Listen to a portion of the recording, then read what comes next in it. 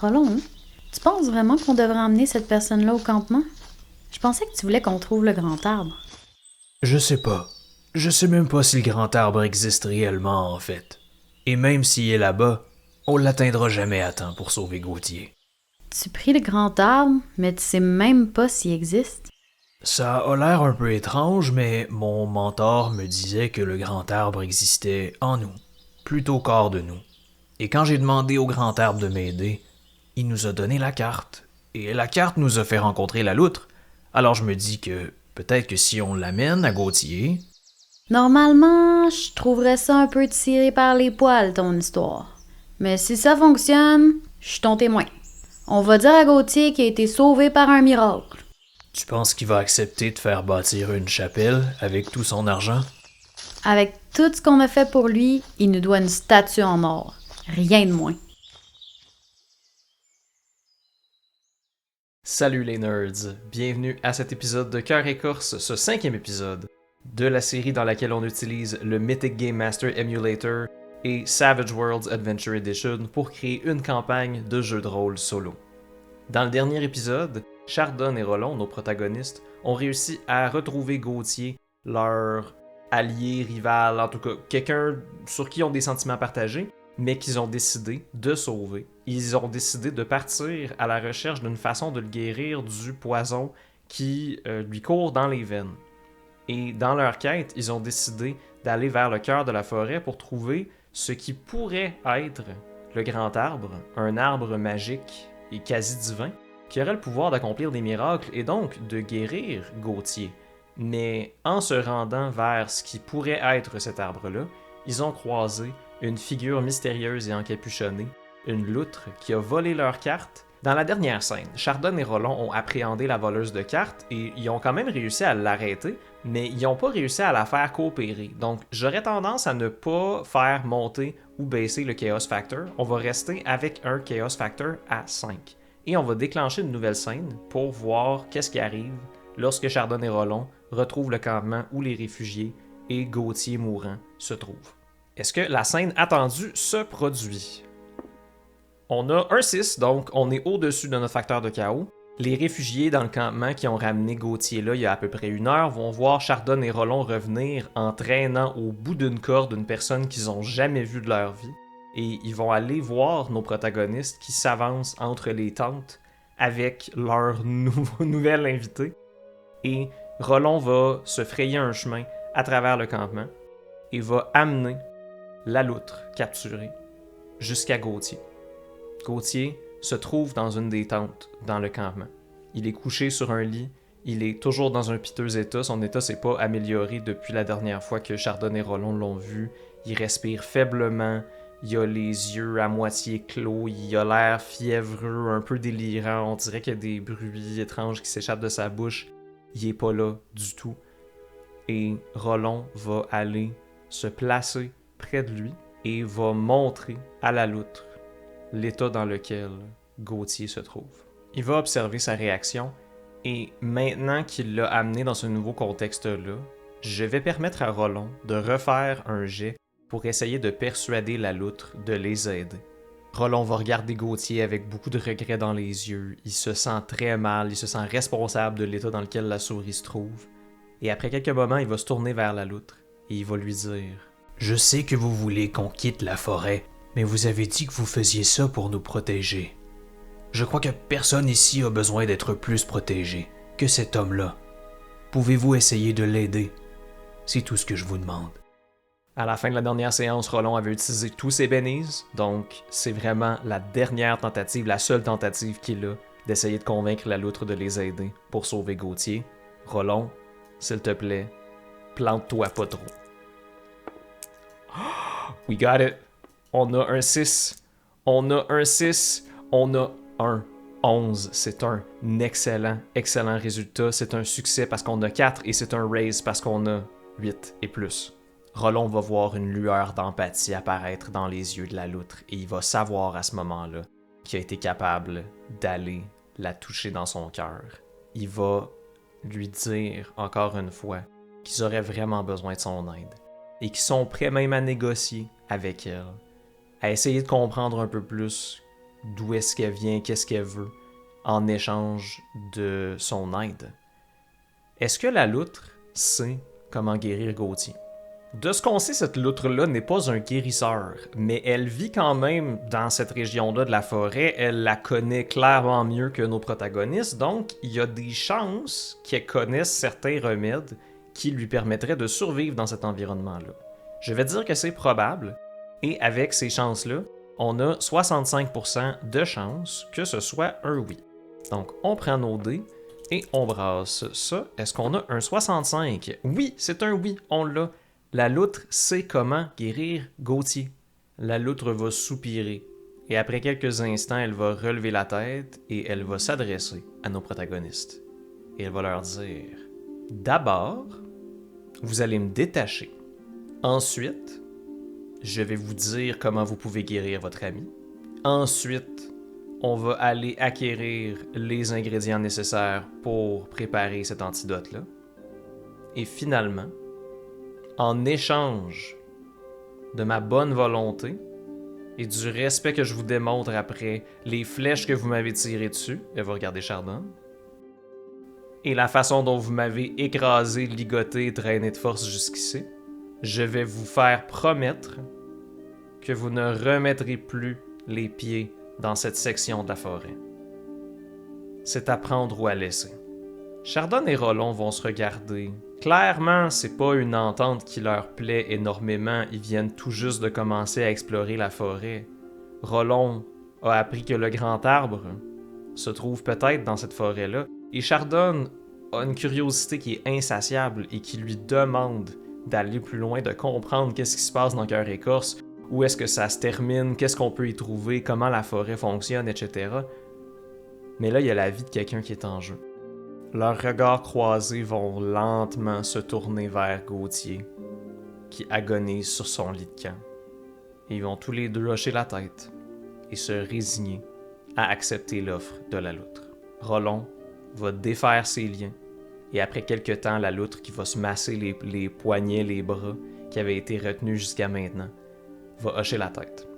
Et elle va dire: très bien.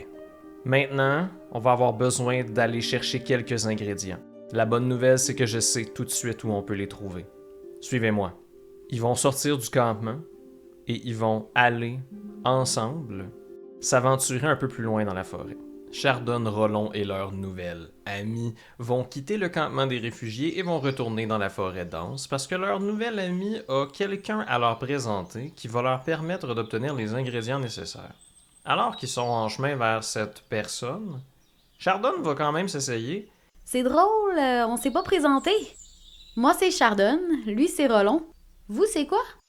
La loutre va se retourner et dire: je pense pas que de connaître mon nom va sauver votre ami, et très franchement, vous m'avez tiré des flèches dessus 3 fois, alors j'ai pas particulièrement envie de vous donner quoi que ce soit.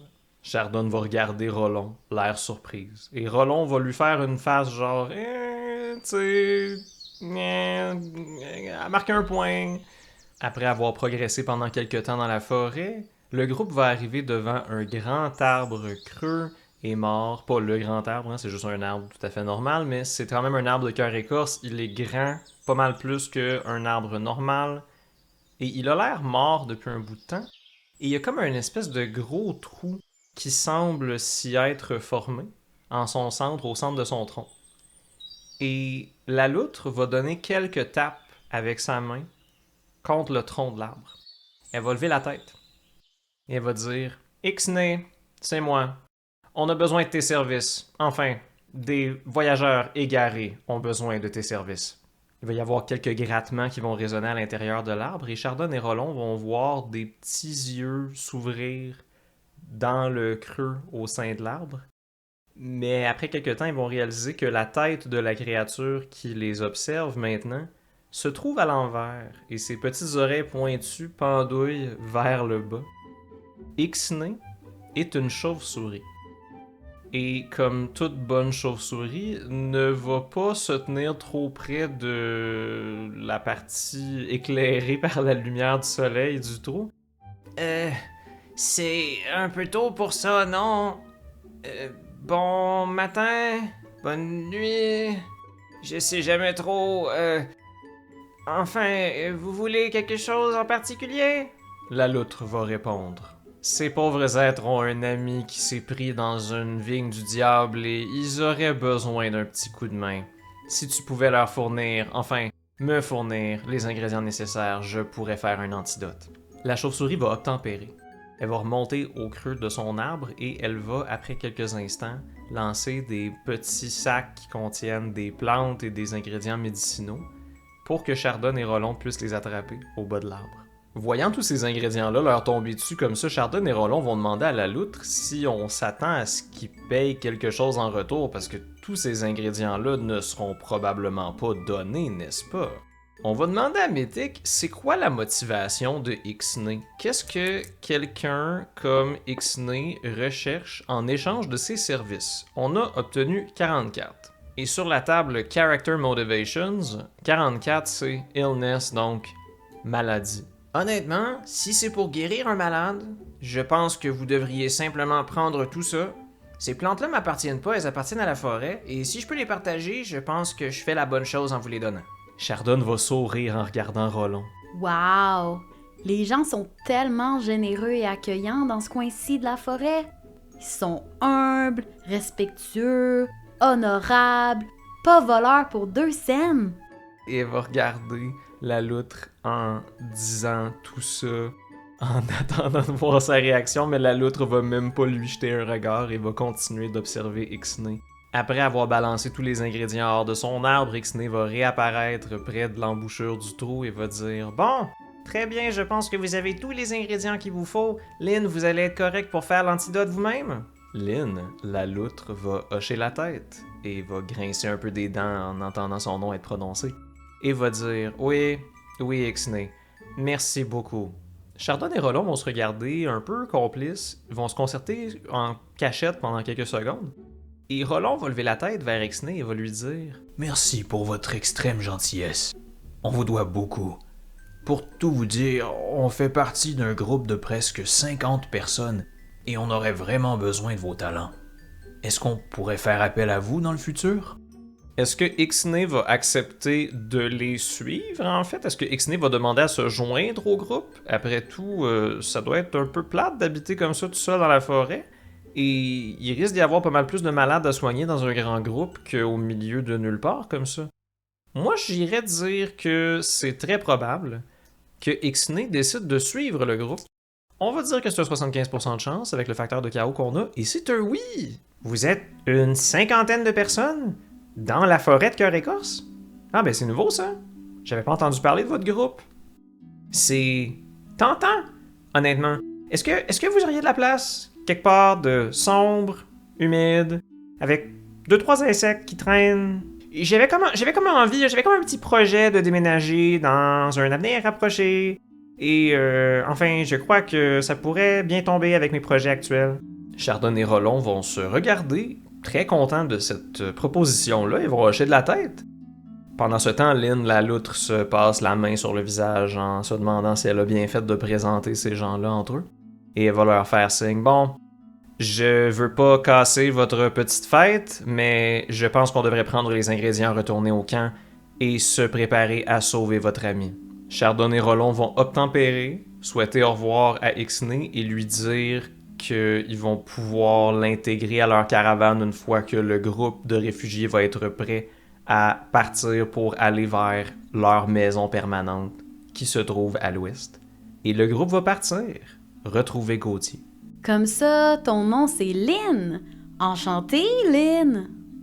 Et la loutre va dire « Je vous ai seulement présenté à Ixnay parce que je savais que vous vous entendriez si bien que ça, et parce que Ixnay va enfin pouvoir aussi quitter ce coin de la forêt et me laisser tranquille. » Chardon va lui répondre « Est-ce que vous détestez tellement les gens que vous voulez même pas qu'ils soient dans le même coin de forêt que vous? C'est quoi, il y en a pas assez pour tout le monde? » Lynn ne va pas répondre à ça. Mais Chardon et Rollon vont comprendre dans son silence qu'il y a quelque chose en elle qui a été un peu blessé par ce commentaire-là. Il va y avoir un silence malaisant jusqu'à ce que le groupe retourne au campement. Après avoir rejoint la tente où Gauthier se repose, Lynn va sortir les ingrédients des sacs et va les disposer sur une toile avant de les préparer pour en faire une potion avec l'aide de Chardon et Rollon. Le travail va se faire relativement vite et après quelques moments, ils vont avoir obtenu une mixture avec une couleur un peu pourpre, une espèce de truc un peu sombre. Et Lynn va demander à Rollon et à Chardon de faire boire ça à Gauthier. Quelques petites gouttes à la fois, jusqu'à ce que son état s'améliore. Chardon va prendre la potion, porter la petite fiole qu'ils ont utilisée aux lèvres de Gauthier, et à chaque fois que je fais des descriptions, je dis tout le temps des affaires, tu sais, genre les lèvres de Gauthier, la peau de Gauthier. C'est une souris, il n'y a pas de lèvres, on voit pas sa peau parce qu'il y a du poil. C'est pas facile la fantasy animalière. Il y a quelques gouttes qui vont tomber dans le gosier entrouvert de Gauthier. Et après quelques minutes, sa respiration va déjà être moins sifflante. Il va avoir quelques petits spasmes qui vont agiter son corps, comme s'il se remettait à vivre. Rollon et Chardon vont pousser un immense soupir de soulagement. Gauthier est sauvé. Ils vont se retourner vers Lynn pour la remercier, mais la loutre a l'air d'être déjà sur le point de partir, son devoir accompli. Elle va se retourner après avoir tassé un pan de la tente. Elle va regarder Chardon et Rollon. Et elle va leur dire « Vous m'avez fait une promesse. Souvenez-vous-en. Vous ne devez plus jamais revenir dans cette partie de la forêt. Lorsque la végétation devient plus dense et que ça devient difficile d'avancer, c'est signe que vous devez rebrousser chemin et rentrer de là où vous venez. Souvenez-vous de cette promesse-là. Jurez sur la vie de votre ami que vous allez l'honorer. » Évidemment, Chardon et Rollon vont honorer cette promesse-là, hein, c'est quand même des gens de parole, mais avant que Lynn parte, Chardon va quand même, à cause de sa curiosité naturelle, devoir lui poser une dernière question. Qu'est-ce qu'il y a dans cette partie-là de la forêt? De quoi vous voulez nous protéger? Chardon va tenter un jet de persuasion. Est-ce qu'elle va être capable d'avoir au moins cette information-là de Lynn? C'est un non. La loutre va soutenir son regard pendant quelques secondes, et avant de quitter, elle va lui dire « J'espère que vous aurez jamais à le découvrir. » Elle va laisser le pan de la tente se refermer, et elle va quitter le campement. Pendant les heures qui vont suivre, Chardon et Rollon vont continuer d'administrer la potion à Gauthier, et celui-ci va reprendre des forces, assez pour que les réfugiés se sentent à l'aise de le transporter sur un chariot jusqu'à destination. Quelque temps plus tard, Chardon et Rollon vont retourner voir Ixnay à son arbre, et puisque la chauve-souris peut pas vraiment voyager pendant le jour, on va lui faire une espèce de... pratiquement de scaphandre là, en tissu, une espèce de grosse capuche qui lui permet de se prémunir en petites parties des rayons du soleil qui l'aveugleraient. Mais ça sera peut-être pas assez pour lui permettre de voyager très confortablement, donc on va dire à Ixnay que son voyage va se passer dans un petit chariot qu'on va pousser, un peu comme avec Gauthier, pour lui permettre de se rendre en sécurité sans l'obliger à avancer complètement à l'aveugle et de se péter la tête sur des troncs d'arbres pendant tout le voyage. C'est pas particulièrement facile de déménager une chauve-souris d'un bout à l'autre de la forêt, mais avec une trentaine de réfugiés qui ont des chariots et ainsi de suite, je pense que ça va être possible. Le lendemain, Gauthier va être dans un assez bon état pour que le voyage ait lieu. Les réfugiés vont plier bagages et vont aller rejoindre l'autre moitié du groupe qu'ils ont laissé derrière il y a plusieurs jours. On va terminer la scène là-dessus. On a enfin accompli 2 de nos objectifs sur notre liste. La vie de Gauthier est sauvée, donc on peut enlever ça. Et les réfugiés vont enfin pouvoir être réunis tous ensemble dans un campement permanent, donc on peut aussi enlever ça. Beau travail, Chardon et Rollon. Au niveau de la liste des personnages, j'ai rajouté Ixnay, la chauve-souris herboriste, mais j'ai aussi rajouté Lynn, la loutre mystérieuse, et je l'ai remis une deuxième fois parce que ça fait 2 scènes qu'on la voit. Puis honnêtement, quand on a un personnage mystérieux comme ça, on veut l'utiliser au maximum. Donc, je l'ai remis une deuxième fois parce que ça fait 2 scènes qu'on la voit, puis on l'aime. En tout cas, moi je l'aime. Je sais pas si vous l'haïssez. Vous avez le droit de l'haïr si vous voulez. Vu que nos personnages ont accompli leurs objectifs, on redonne des bénis à tout le monde et on leur donne des points d'expérience. Chardon va augmenter sa capacité d'agilité de D8 à D10 et Rollon va augmenter sa persuasion et son intimidation de D6 à D8.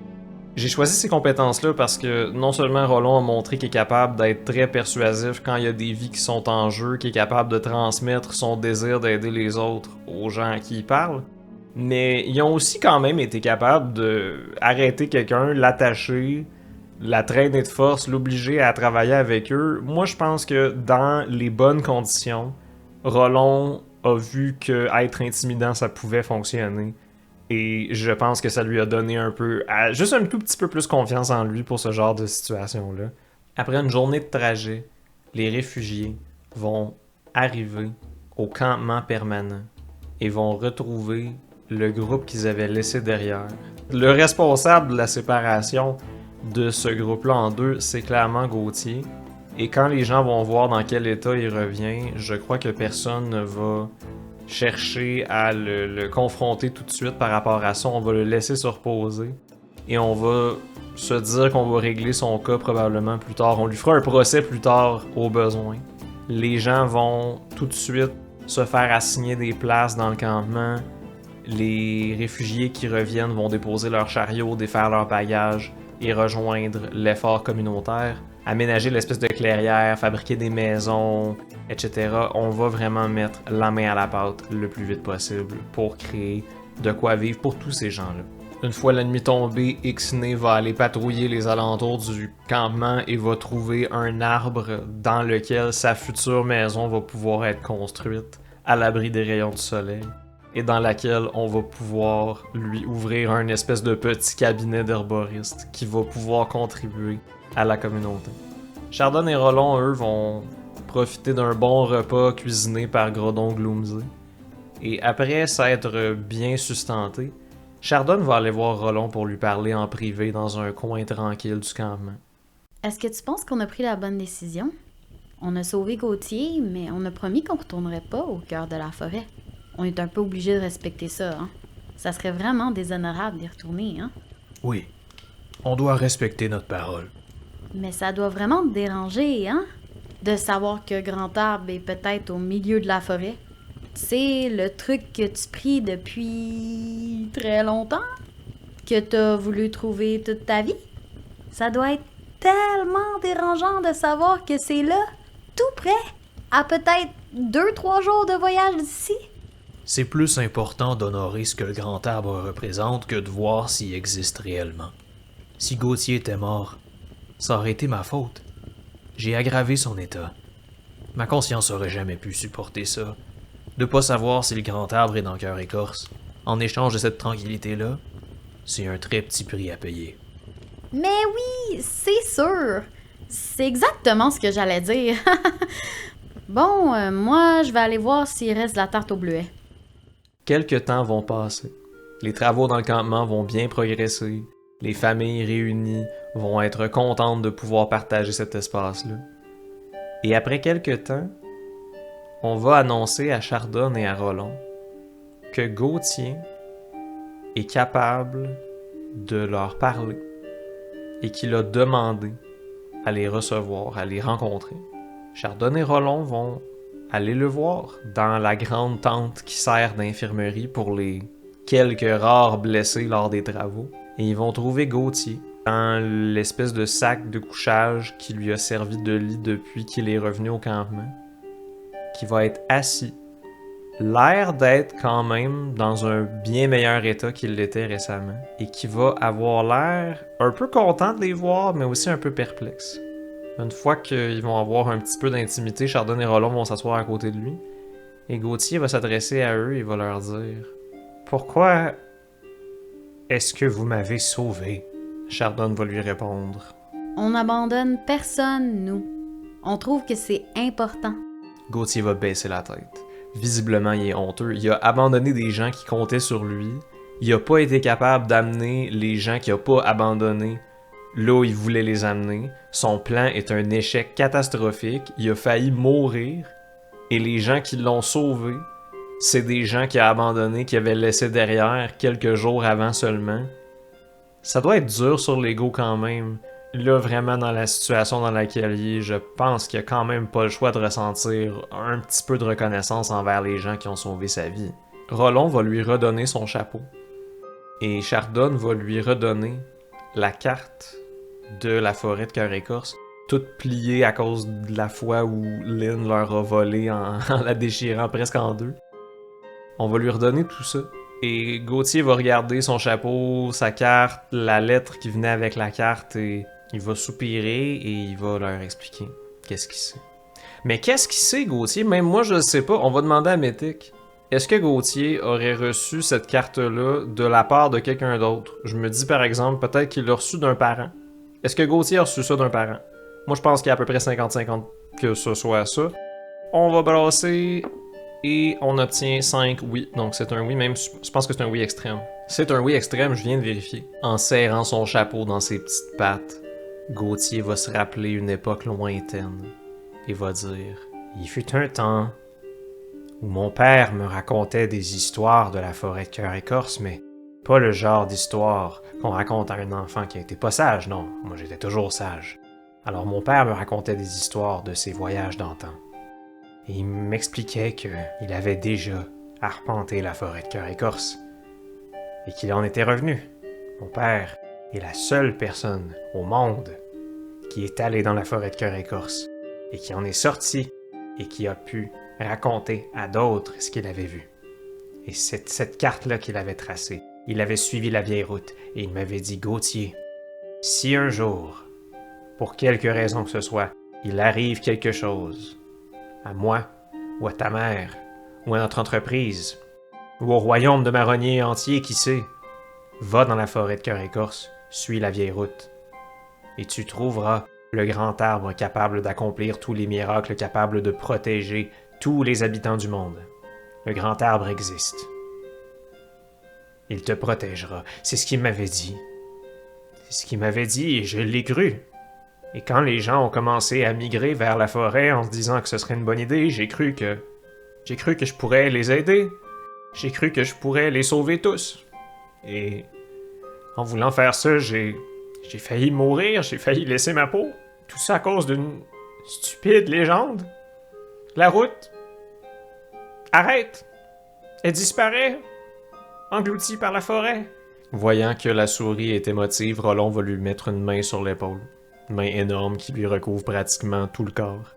Et va lui dire « Gauthier, tout le monde est en sécurité ici. On va bâtir notre petite communauté. C'est pas le grand arbre, mais je pense que votre père avait raison dans une certaine mesure. On peut rester ici. On peut vivre dans cette forêt. » Tant que tu te retrouves plus jamais en charge d'une expédition. Gauthier va ricaner et va dire « Enfin, je suppose que je peux toujours ouvrir un petit magasin. Les gens auront toujours besoin de quelqu'un comme moi, n'est-ce pas? » Chardonne et Rollon vont hocher la tête et vont lui dire de se reposer parce que bientôt, il faudrait qu'ils viennent les aider un petit peu à construire. Je pensais qu'on allait être plus dur que ça avec lui. Mais à voir comment les gens dans le village sont fâchés, il va apprendre sa leçon. Il va devoir racheter leur confiance un jour à la fois. Oui, c'est très bien dit. Mais là, si le grand arbre est vraiment dans la forêt, tu sais, pense-y! On a promis! D'une journée à l'autre, la vie dans le campement va se poursuivre. Les tentes vont graduellement être remplacées par des petites maisonnettes. L'espace au centre du campement va devenir un hall communal dans lequel les gens qui n'ont pas encore de maison vont pouvoir se rassembler une fois la nuit tombée et dans laquelle vont s'organiser des petits rassemblements, des assemblées générales, des petites fêtes pour célébrer la construction d'un tel bâtiment ou l'anniversaire d'une personne en particulier. Les gens vont graduellement apprendre à se faire confiance les uns les autres, vont tisser des liens, vont former une communauté qui va être basée autour d'un idéal commun, qui est celui de trouver une sécurité au sein de la forêt de Cœur-Écorce. Bien qu'il va y avoir quelques événements un peu perturbants, un monstre qu'on aurait aperçu se promener entre les troncs la nuit, des bruits étranges qui proviendraient d'entre les feuilles lorsqu'on approche de certains endroits, il n'y aura pas d'incidents catastrophique qui va venir troubler cette quiétude-là. Après quelques mois, le campement va être devenu un petit village. Il y a des champs qui ont été labourés dans lesquels on a semé toutes sortes de choses qu'on va pouvoir récolter à la fin de la saison. Bref, toutes les choses nécessaires à la survie du village vont être en place. Vraiment, le strict minimum est là, mais outre avoir des abris, de la nourriture, de l'eau, on se demande c'est quoi la prochaine étape? Hein? Est-ce qu'on fait une palissade autour du village pour se protéger des éventuels monstres? Est-ce qu'on construit une caserne? Est-ce qu'on construit un moulin? Est-ce qu'on construit une chapelle? Il y a énormément de projets et on n'a pas vraiment de chef qui a été déterminé encore. Chardonne et Rollon ne vont pas se proposer, vont pas essayer de devenir le maire ou la mairesse de Cœur Écorce. Je pense pas que c'est le genre de rôle qu'ils aimeraient avoir, honnêtement. Il va avoir quelqu'un qui va se démarquer, qui va devenir probablement maire ou mairesse de Cœur Écorce de façon même officieuse, qui va se démarquer dans les assemblées générales, qui va être capable d'obtenir l'appui de la population du village, et que les gens vont juste respecter à cause de son charisme et de sa bonne volonté. Je vais aller générer un nouveau personnage en brassant 2-3 trucs. La mairesse de Cœur Écorce est une petite hérissonne qui s'appelle Welna. Et Welna était la réfugiée la plus pauvre de tout le convoi. Elle n'avait pas un sou à son nom, mais depuis que le groupe est arrivé dans la forêt de Cœur Écorce, l'argent a plus vraiment d'utilité parce que les seuls biens qui sont nécessaires, c'est ceux qui sont utiles à la survie. Il n'y a pas vraiment d'autres entités avec lesquelles les gens peuvent troquer pour de l'argent. Dans un monde comme ça, quelqu'un comme Welna qui a pas une scène a les mêmes moyens que n'importe qui d'autre. Et elle a montré qu'elle était capable de travailler très très fort, elle ne tenait rien pour acquis et elle a obtenu la confiance des habitants du village. Et elle n'a pas du tout l'air d'être la mairesse, elle est encore habillée de façon extrêmement humble. Elle est habillée en fermière, elle a un petit chapeau de paille troué sur la tête avec une espèce de robe de paysanne un peu défraîchie qu'elle porte pratiquement tous les jours. Mais malgré son apparence pas particulièrement soignée, les gens la respectent parce qu'ils savent que c'est une des personnes qui travaille le plus fort de toute la communauté et qui a le bien de tout le monde à cœur. Donc, elle est devenue un peu la mairesse malgré elle et elle se plaît très bien dans ce rôle-là. Nous sommes au début de l'été. Quelques mois ont passé depuis que Chardonne et Rollon ont réuni tout le monde et sont allés à la rescousse de Gauthier. Et ce jour-là, c'est une journée d'assemblée, une belle journée ensoleillée, où, lors de l'après-midi, tout le monde va se réunir au hall communal pour discuter avec la mairesse Welna de certaines décisions qui vont être prises pour assurer le bon développement du village. Mais lors de cette journée, en apparence ordinaire, quelque chose va se produire. On va commencer par tester la scène attendue, juste pour voir qu'est-ce qui se passe. Hein? On est à un facteur de chaos de 4. Est-ce qu'on a 4 et moins? On l'a pas, donc la scène attendue se passe comme je l'avais prévu. Les gens au sein du village sont en train de se rassembler proche du hall communal en attendant que l'assemblée commence. Il y a des gens qui passent un peu de nourriture qui a été préparée le jour même. Les gens jasent, se reposent après avoir travaillé pendant l'avant-midi. Bref, c'est une scène de vie tranquille et maintenant habituelle dans ce village-là. Et Chardonne et Rollon vont être sur place parce qu'évidemment, comme n'importe quel bon citoyen, ils participent à cette assemblée-là et ils s'assurent de faire connaître leurs idées. Et à ce moment-là, il y a quelqu'un qui va réaliser qu'il y a des gens qui manquent à l'appel. Mais que se passe-t-il? 6 et 71. 6 arrive, quelque chose qui arrive. 71 physical, quelque chose de physique qui arrive. Évidemment, c'est rien d'anormal qu'il y ait quelques retardataires, mais lorsqu'on va entendre un hurlement être poussé en direction des fermes, le sang des gens sur la place va se glacer et on va jeter un regard affolé dans cette direction-là.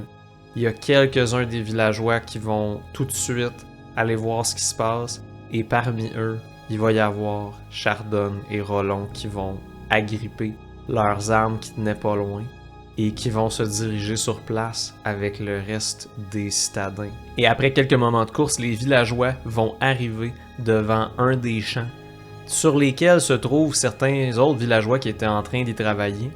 Mais ces villageois-là sont encerclés par des gens que ni Chardon, ni Rollon, ni les autres villageois ont l'air d'avoir vus avant.